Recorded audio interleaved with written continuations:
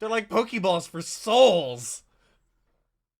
Generic Control in the Deck Goose. I'm here back with another Game Theory FNAF video. Today we're doing the Grave Robber. Not really sure what this is going to be. FNAF Still Human. I'm not really sure what this is going to entail. Last video was apparently almost entirely debunked based on the comments from that video. And like I said, I do read every single comment on all of my videos. You want to check my reaction last week's video, however, I'll leave it right up there. Also going to link down below the description. Also going to be placed on my channel with all the other Game Theory FNAF videos going in chronological order. I've only ever played the first FNAF game. I have 2 videos on this channel of me playing that if you want to, I guess, search and try and find those. I don't like scary games, so you'll probably enjoy those videos. It was actually kind of like a gaming video before I even had my gaming channel. But this has been a very interesting series nonetheless to be watching and learning how deep the lore goes. We still have quite a ways to go, so I hope you're subscribed so you don't miss future videos. And like I said, I do read every single comment. And shout out to the patrons because they get the videos day early and allow them to have a paywall channel. Literally $3 a month gets you at least 16 videos a week, a day early. And I do all the recording, editing, thumbnails, and I read every single comment. And I respond to every single comment, so you know I'm actually reading every single comment. But I have no idea who the Grave Robber is. Is this going to be Stitch Wraith? Because apparently it looks like Innard or something like that. I have absolutely no idea. Stitch Wraith is definitely my favorite. Hopefully there's no puppet in this one, but let's go ahead and jump into Still Human, the Grave Robber. Alright, and I'll be streaming today at 5. Game series. Playing Pokemon White 2 Nuzlocke. Help wanted. New book series. Oh, come on. Who is that talking? Fine. Is that Phone Markiplier? guy. Phone dude. Purple No. guy. Orange dude. Didn't you just... supposed to be Fine. Scott. Wild card. Change the category. Timeline. Bite of 87. Chomp of 83. Party of 85. Wait, but Time traveling ball pit. you can't just... Reverse. Oh, yeah? Reverse. Reverse. More reverse. Reverse. Who's voicing Scott there? That is a dope intro. Definitely not generic. Hello, Internet. Welcome to Game Theory. Another day, another installment in the FNAF multimedia is it gonna be the second book, conglomerate. Fetch? So at this A lot of point, people, some some people people's in the favorite FNAF book. community really hate my guts. Like, Why? bring me through a meat grinder and feed me to a rabid dog animatronic levels of hate. Like, for instance, this comment, and I'll read it exactly as written to Please state true do. to his authorial intent. Quote, as a hard-care FNAF fan, Hard care. his embracement to FNAF tourists, he insists on using the box to proof his Box. stupid stories, and they don't even make sense. He sooks and thinks he's smart, but he's not. I wish he would stoop. He then goes on to rant for a paragraph about how unrealistic time travel is in a franchise about robot rabbits haunted by ghost metal, but I think you get the ghost point. metal? And though I use this one really over-the-top extreme comment as an example, seeing Yeah, no. stuff like this is a bummer, because I don't know if you can tell, but I really do like this franchise. yeah, I would hope I see my so. role in it as a person just connecting ideas or presenting new threads to consider in a franchise that at this point is massive and really, really confusing. But his Yeah. comment does bring up something that I should probably address at the top of this episode since it'll be relevant for today. My use of the, how did he put it? that The actually box Nat to Pat with a proof beard? my theories. Here's the thing, friends. I think this is something The that books both do. sides could use as a reminder. Both my FNAF Theory followers and my FNAF Theory haters. There is a difference between canonicity and continuity. And I think a lot of the times in these sorts of discussions, they get confused with each other. Something being listed as canon just means that it's official. It is blessed by the person who is overseeing the rules of the universe. It Okay. is self-consistent within the boundaries of that fictional world. On the So, other hand, a continuity, at least as I'm referring to it here, is a Which- timeline of events. A continuous story thread where one event leads to the next that leads to the next. Take Star Wars as an example. I've never Rey seen it. having magic healing powers in Rise of Skywalker, or Leia flying around like Mary Poppins in The Last Jedi. Because they're appearing in official works of the franchise, those powers Are thereby get the canon. green light as being canonical powers of the Force in the overall Star Wars universe. I guess. The problems people have with them, though, is that they don't fit in cleanly with the continuity that was previously established. If Force healing is in fact a thing, then Why why didn't it hasn't happen been before? used to Yeah. save literally anyone before this point in the series? Tell you what, it would have been really handy for old Qui-Gon Jinn over there in episode 1, but the fact remains, healing is now a canonical Force power, which means that the canonicity of certain powers is presenting challenges to the established continuity of events that came before. Now, this is where FNAF comes in. You see, you can have multiple continuities all existing under the same canon, and it appears as though this is how the FNAF franchise is working. The original novels and the original games exist in an alternate universe from one another. They are separate continuities, and yet they are all deemed canon. This was all expressly stated by Scott years ago. Quote, so yes, the book is canon, just as the games are. That doesn't mean that they are intended to fit together like two puzzle pieces. Which means they're not in the same reimagining of the Five Nights at Freddy's story. And if you go into it with that So, yeah, mindset, it's just a I different- think you'll really okay. enjoy it. End quote. Now, what I've been trying to do with my They don't theories, go and exactly what I hand think in some people on hand, both really. sides misunderstand, is that I'm not trying to use the books to solve a continuity. I'm trying to use the books to establish a canon that will then allow us To solve theorize the on continuity. what's the books in- present us going on with in the themes, games. concepts, Makes sense. characters, and motivations in one continuity that can then inform our understanding of a separate continuity. That or at the citrate very is least give us questions that we entered. can ask of that continuity. Charlie, being a robot in the books, tells us that in the canon of the Five Nights world, passable humanoid robots can actually be a thing. So are there any characters in the games who this may or may not apply to? I don't know, but it's a question that we owe it to ourselves to ask because it's been established to be canon within this franchise. Do we know what these little pins are on Baby's design here in the game? No idea. In fact, most people probably didn't even remember that they existed in the first place. I in the books, never even they noticed play an them. important role. These are the things that allow Baby to transform into a human disguise. Now, is that necessarily what they're doing in the game? No, definitely not. They're Is the just best there. and likely only clue for what they really are coming from a separate continuity? Yeah, in this case, yes it is. This isn't us trying to shove puzzle pieces together like Scott Yeah, those- warned us against. It's those about won't seeing fit. that in one puzzle, there's a piece that fits in a certain location. But and in not a in the other. separate puzzle, you have a similar piece that might end up acting in a similar way. And here's the thing, you don't have to take my word on That it is for this Matt with a anymore. beard. Scott recently That really- made a and new post shorter about hair. all of this to clarify the situation. In response to the question of whether the lore of FNAF is solvable, he said this: "All I can do is say that some questions will some be answered, questions. even if it may not always Man be used the a answer you semicolon. wanted. Be Dude, patient." I love Let me that. at least say this: future games will look forward, but look to the novels to fill in some of the blanks to the past. So there you have it, from the creator himself. Does including the books in our discussions make things messy and complicated? Yes. Sure. But remember what franchise we're talking about here, friends. Sure. Messy and complicated is like Time the traveling ball formal pit. first name that Five Nights at Freddy's never uses. Call it McFNAF. Messy, complicated Five Nights at Freddy's. The long and short of it is that when it comes to this franchise, we as theorists I have saw a always post on had to Twitter be discerning about, like, over a what clues physical are location helpful for the and which movie. ones are just red herrings. This is no different now. Back when we only had the phone games, guy. we did it with the number of Foxy Toes and Freddy buttons. Did a missing button mean it was a new animatronic? Sometimes yes, sometimes no. Now we just have to do it with time-traveling ball pits and sound illusion discs. Yeah. And here's the last thing I'm going to say on the issue, and hopefully it's the last time that I have to talk about it. At this point, where there's soon to be more books than there are more games in books this in games.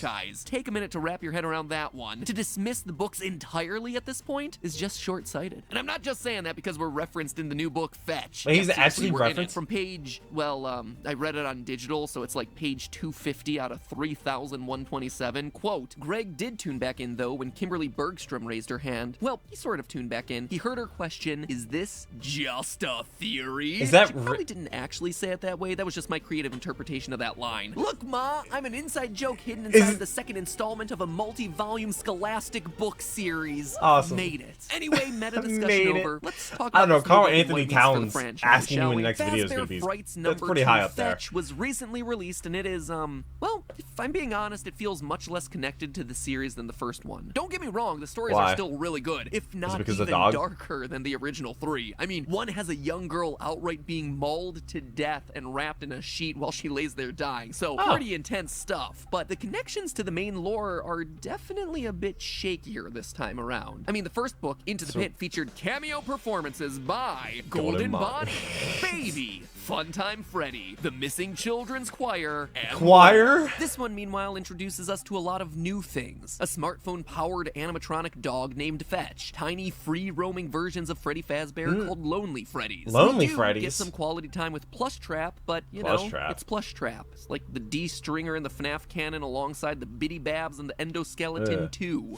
Is that a hot take? Did I just offend the Plush Trap stands? I mean, those the don't one exist. barely squeaked into Ultimate Custom Night as is. Barely. I'm just saying here, guys. And Old Man Anyway, let's walk Consequences through these in that 3 game. new horror stories and what they mean for the franchise, shall we? Story number 1, Fetch. Greg and his 2 friends, Hattie, and Cyril Haiti? live near Olympia, Washington. Greg feels compelled to explore Okay. an old abandoned Freddy's restaurant where he discovers Fetch, a fearsome animatronic dog with sharp teeth and an even sharper mean to take understanding of place in texting Washington? lingo. Quote, "How long has this place been empty?" Greg asked. "Fetch looks like he's older than my dad, but smartphones haven't been around that long." End quote. After getting scared out of the pizzeria, the dog goes on to fetch whatever Greg wants with increasingly disastrous Fetch me their results, souls? killing a dog, ripping his uncle's finger off, and Oh. eventually retrieving his school crush in the worst way possible. It's actually a pretty simple story, but there are two big things to call out about it. First, it continues a theme that we're starting to see develop in these books. Kids are being drawn to these restaurants. Why? It's never explained in the story, but Greg feels compelled to go to Freddy's by some unseen force. Quote from the book, "This might be what he'd felt in the field. What had called him here." And again, a bit later in that chapter, Greg was afraid he might not have gotten what he was there for, had he done what he was meant to do. End quote. Greg is now the second character to have some sort of psychic connection to these restaurants. As I talked about in our last theory, Oswald from Into the Pit had the exact same thing, where he inexplicably found himself drawing horrific animatronic monsters without ever knowing about Freddy's to begin with. It's also worth noting that both are the first stories in their respective books. It'll be interesting to see whether this trend holds in future installments. Yeah, there's 5 books. The second important part of the story, though, is that it clearly establishes Freddy's as a place where technology is advanced far beyond where the rest of society is. As I read in that earlier quote, did they get technology from time travel? Devices like cell phones, despite being older than the kids' parents. Yeah. The reason I call this out is that in theory crafting for this franchise, I've seen a lot of theorists use the more modern, sleeker designs of the Funtime animatronics to put them later in timelines. But it seems like this story is telling us that those sorts of details don't matter. Freddy's is and will always be fantastically ahead of the curve. Yeah, I wonder why. To technology. I wonder Especially why. Technology for kidnapping small children. Yeah. There's a bit more in that story about random event generators and plants/machines being able to read our minds and summoning stuff to you via mental focus, but I can't quite think of how it's important to any of the actual overarching narratives for the franchise, so maybe it's a discussion for a mini theory at some point down the line, but for now, I'm just gonna skip it. Story number 2 we'll come back to in a minute, as that one has the most to discuss. Story number 3, out of stock. A new plush trap toy, the Plush Trap Chaser. A light-activated chomping green rabbit is all the rage, selling out at stores across the nation. It also retails for $79.99, so Scott be making those fat stacks both back then that was a lot of money, and in the book world for his killer merch. A boy named Oscar, fed up with never getting what he wants,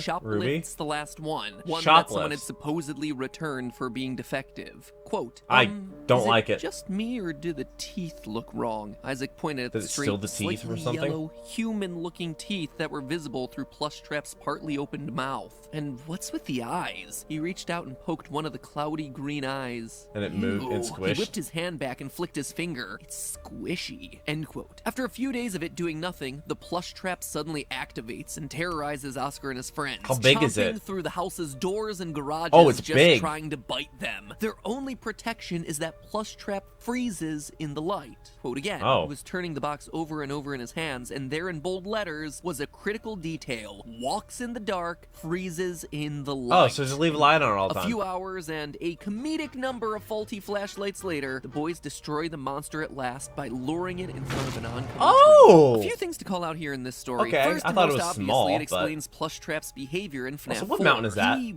really is just a haunted toy that goes on a rampage and is stopped by the power of flashlights. So it's cool to make that lore connection with Plush Trap's original minigame. That thing we so also know, far. Based on the story, that Plush Trap apparently has the ability to mimic voices. He has a speaker system built in under his fur and is able to mimic the voices of Oscar's mother and friends. Now, this is a really interesting detail because up until this point, the only voice mimics in the franchise have been the Funtime animatronics, with their built-in systems intended to lure children away from their parents so that they could be grabbed. This suggests the possibility that Plush Trap was either a prototype for those larger models, testing out the voice mimicry software, typically do it on a larger scale and make them smaller. A Funtime era animatronic. Whereas up until this point, typically all us theorists have start big and classified get him small. Alongside the other nightmares from FNAF 4. With but technology. The last and most important thing to call out, though, is the fusion of human parts and animatronic parts. The story makes it very clear that the Plush Trap Oscar runs away with has both human eyes and teeth. Quote from the book, Raj turned to Oscar. You managed to steal us, the only Plush Trap chaser that looks like a half-human hybrid. End quote. Why'd you steal it? This idea of a half-robot, half-human animatronic is a completely new concept for the series. But is it? You see, in FNAF 4, we had ourselves Nightmare, the black, transparent, spooky bear that, if you looked closely enough, had a human brain in its head as a part of its design. A detail that is it real, though? All of us dismissed. I mean, all of us glossed over Nightmare in general general is just like the embodiment of death. The Oh. game's Grim Reaper as the crying child slowly flatlines in his hospital bed, or, you know, just a figment of the boy's haunted imagination. But with this context from Fazbear Maybe. Fright, could Nightmare have actually been a real experiment? Maybe? Was William Afton in his quest for immortality, or Henry in his quest for more lifelike robots, testing the human brain's ability to survive in A and robot. operate an animatronic body? This would make Nightmare the literal Frankenstein's monster for family entertainment dining. Why is he Even though I transparent, say though? that jokingly, it's also something that appears in the Curse of Dreadbear DLC for FNAF Oh. Help Wanted, where we actively program a brain and insert it into Dreadbear's head before Hand Unit tells us this. Well done.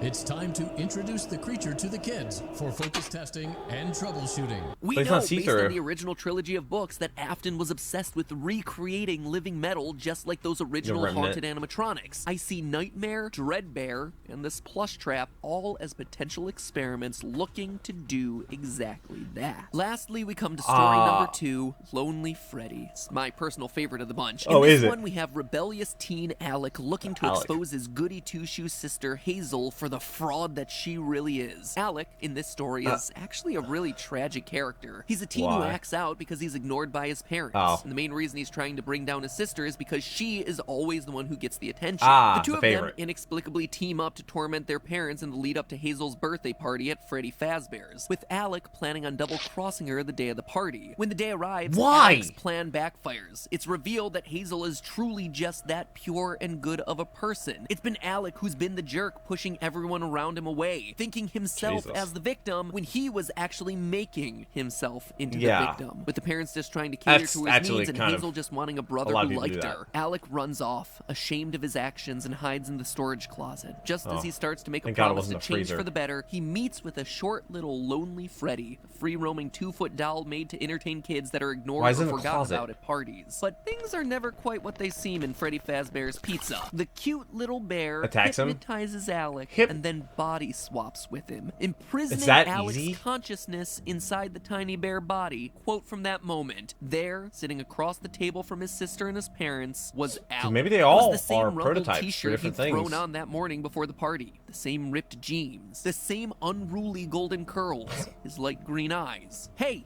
Alex said, the voice in his head quiet at first, but quickly it was screaming, "Hey, that's not me! That's not me!" His eyes, his stolen green eyes and his stolen body he's just in a gleamed at plush. him.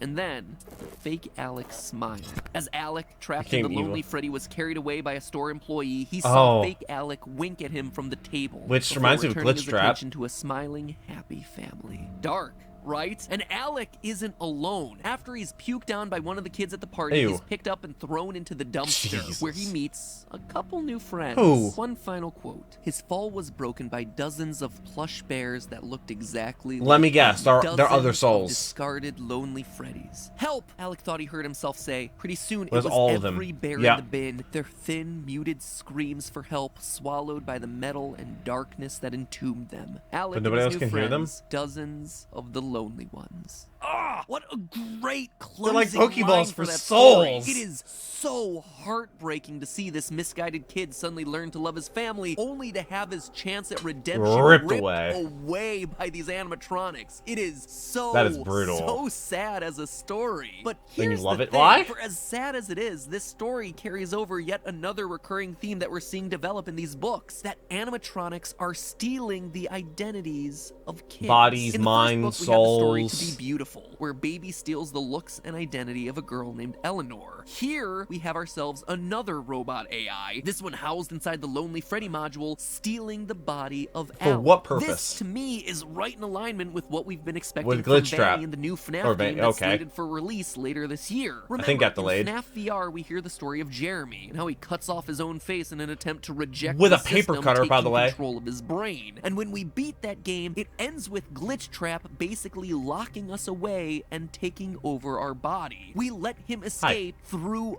us. No But puppet in what this we episode. thought was happening on a small scale, one person getting taken over in one game, instead appears to be happening to kids in pizzerias everywhere. It's Why? further evidence supporting this theory that I did on FNAF VR, where the story from this point forward is basically Afton creating an army, a cult, a bunch of brainwashed, or more accurately, body-swapped people hiding in public, Where does he get, like, hiding the- in plain the sight, taking over computers? bodies Or AI? one by one. Kinda makes you wonder what FNAF 2020's got up its sleeve, right? But before we look 2020. forward, we actually Can't. have to look back. 2020. You see, there's one last topic I'd like to explore with this final story, but it's a doozy. It's the parallels that this story has With FNAF 4. In fact, I Crying believe Child. that the Lonely Freddy story is helping us to solve what is one of the longest-standing mysteries What's in in the this box, franchise, or and also who's the crying one child? of the strangest inclusions that we've never really had a solid answer for to begin with. And that, my friends, is the true story of psychic friend Fredbear. Say this- there's a song. He's everywhere.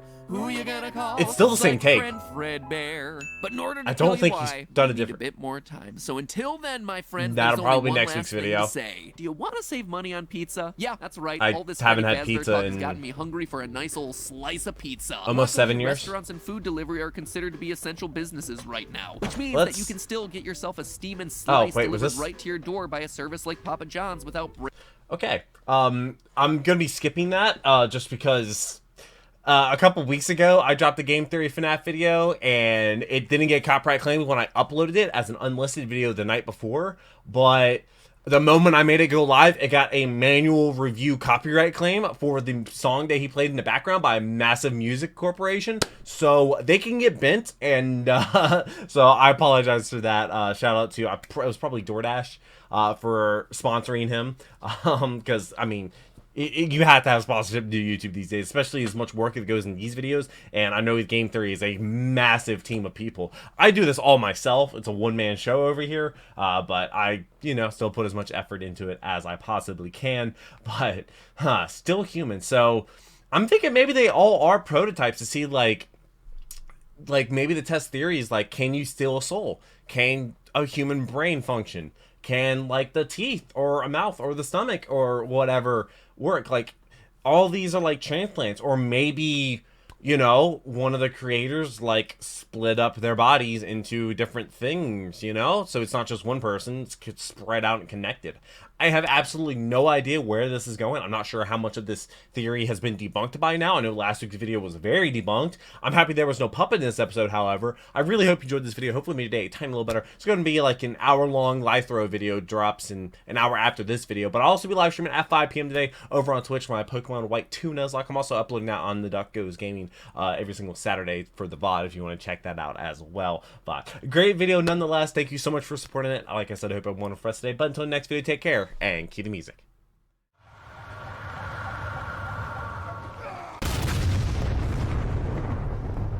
We were playing